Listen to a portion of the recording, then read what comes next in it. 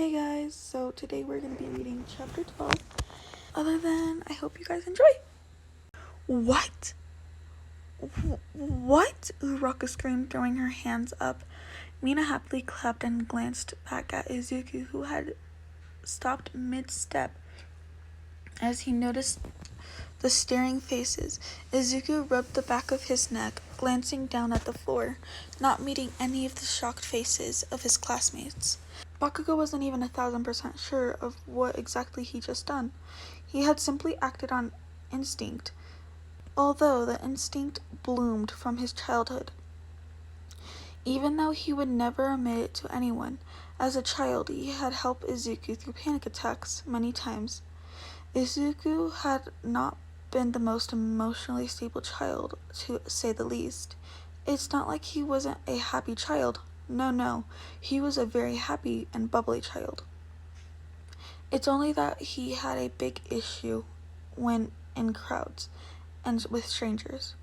Since the Bakugo family was with Midoriya's a lot when Kosuke was a child, and a lot in public places, Kosuke had been through a lot of Izuku's panic attacks.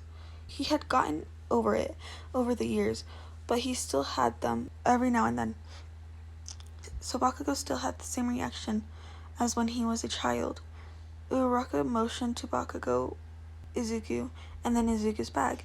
She then noticed Bakugo's shirt was laying on the floor and vaguely pointed to it. "What?" she yelled again. It's finally clicking in Bakugo's head of what he had just done, and his eyes widened slightly. He stopped walking and glanced over to Izuku and Uraka. He wasn't sure what to say. Should he defend himself? Tell them to apologize to Izuku? Yell at them to forget it? The second one seemed like the most reasonable one, but of course, when was Bakugo ever reasonable? Instead of saying anything, Bakugo simply stayed quiet. That frightened everyone in the room, since all expected him to yell out. Mina giggled and clapped once again, smiling brightly at Izuku. "You guys are adorable," she yelled at the two, ignoring the glares of hate she got from the blonde. "I bet you guys are..." Uraka elbowed the pinky in the side, indicating her to drop it.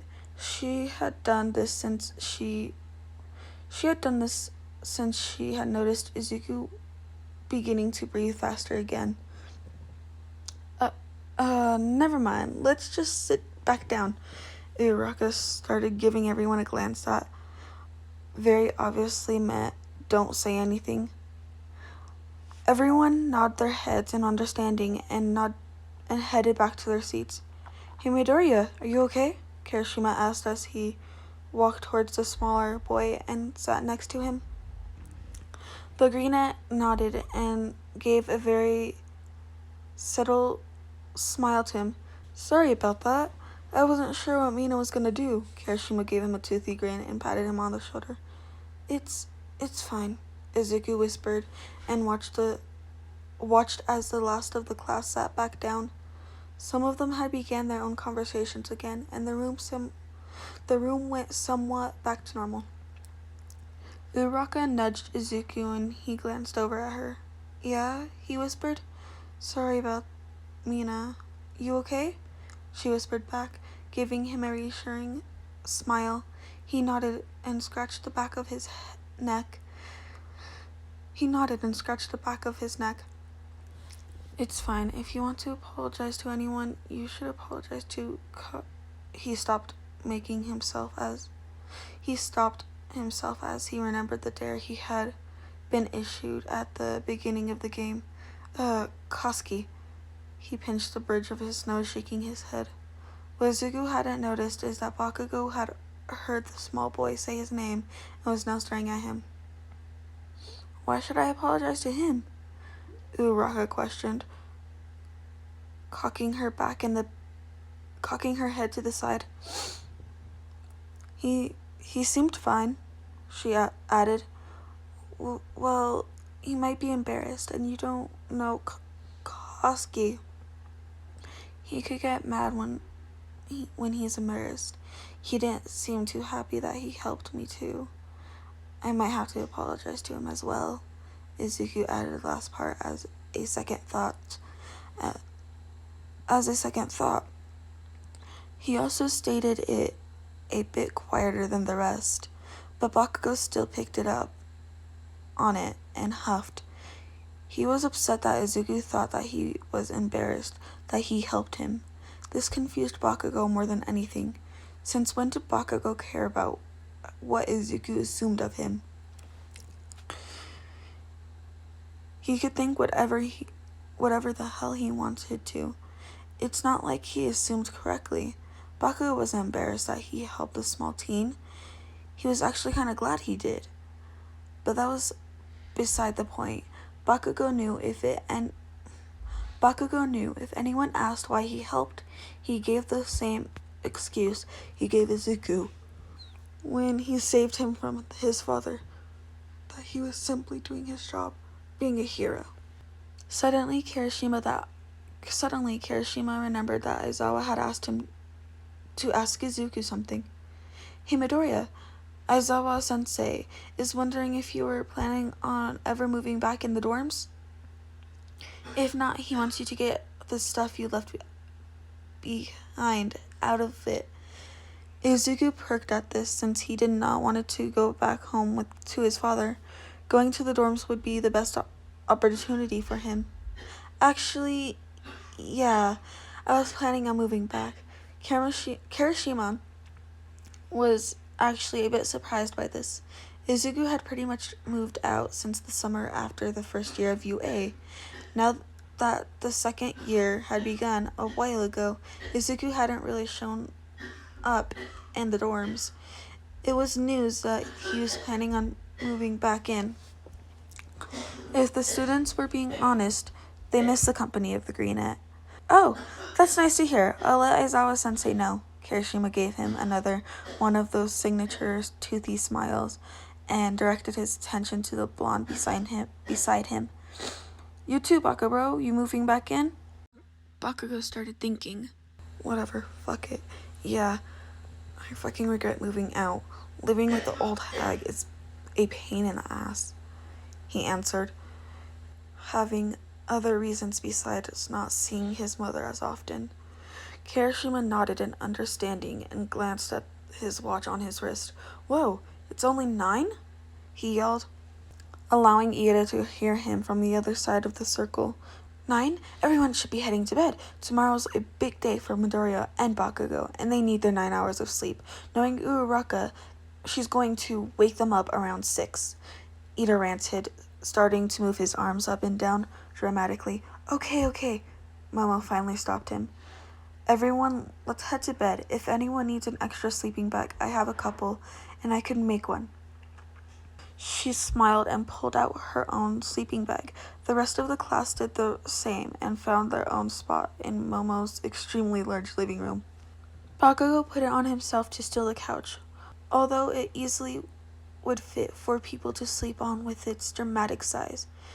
Deku, how about you sleep on the couch as well? Uraraka told him, motioning to Bakugo in the large space on the couch.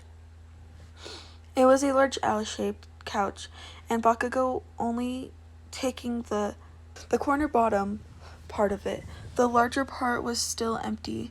I'm good sleeping on the floor. It's Momo's house. She should take it, he reckoned, only for Uraraka to shake her head. She's sleeping in her room. She reminded him and pointed to Momo, who had handed her sleeping bag to Kirishima, who had said he forgot his. Izuku mouthed the O and pointed at her. Then you take it. I don't care.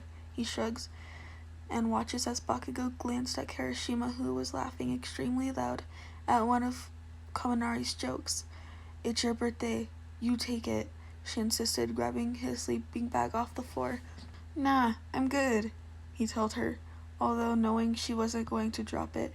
Go sleep on the couch, she said firmly, insisting this time. Momo had heard her and turned to face them. Yeah, both of the birthday boys deserve to sleep on the couch. It's extremely comfortable. Momo contributed and smiled at him. No thanks, he insisted once again, scratching the back of his neck. Instead of verbally fighting with Izuku, Uraka touched Izuku's shoulder, making him float up in the air. He yelled and tried grabbing back onto her, failing, however. Uraka grabbed his foot and dragged him above the empty part of the couch. She let go and watched as he began floating upwards. Uraka, let me down! He whined and crossed his arms. He was floating upside down now and looked hilarious. Uraka laughed at him, which made a couple people, including Bakugo, glance up at her, then up at where she was laughing. They now noticed that Izuku was floating, and a couple of them began laughing. Release, Uraka whispered, and Izuku began falling back down to earth, landing with a soft thud on the couch. He landed right next to Bakugo's head, then nearly fell off the couch. Keyword, nearly. Bakugo had grabbed him just before he did and steadied him back on to the couch. His head shot over to Uraka and his eyebrows knitted together. What the hell, Pink Cheeks? You can't fucking make him fall that high up after yesterday. He could have even got more injured. What the fuck? He yelled at her, not noticing, as he protectively placed Izuku on his lap. Izuku immediately turned bright red and stiffened up, covering his face. Uraka fell over, laughing as she watched Bakugo subconsciously cuddle Izuku into his chest. Kachan, Izuku whispered through his hands, cutting off Bakugo from his yelling. Yeah, he innocently asked, but still hadn't noticed what he had done. Do you mind letting go of me? The smaller teen whispered, and turned even brighter shade of a red. Bakugo turned a bit pink, but tried his best to calm himself down. As smoothly as he could, he slid Izuku out of his lap and into the cushion next to him. Sorry, Bakugo coughed and then continued to yell at Uraka. Everyone in the room had their jaw dropped, shocked of three things. 1.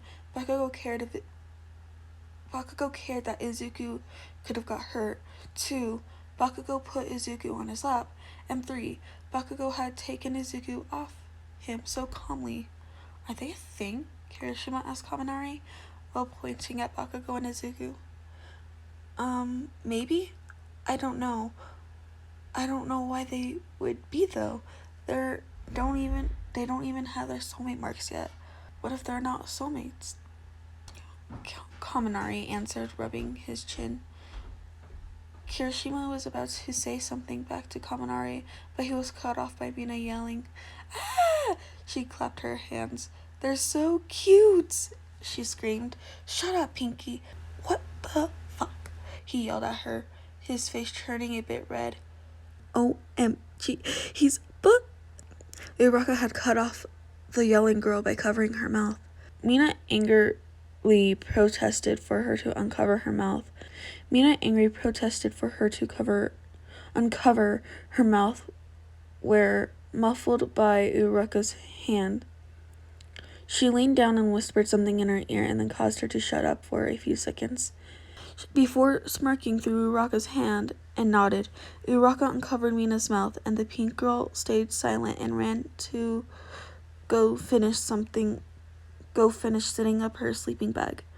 Everyone else awkwardly went back to doing what they were doing, unsure if they wanted to bring up anything to Bakugo. No one really wanted to get exploded in their face. During this, the still very red Izuku had moved to the far end of the couch and huddled himself in his sleeping bag, trying not to scream.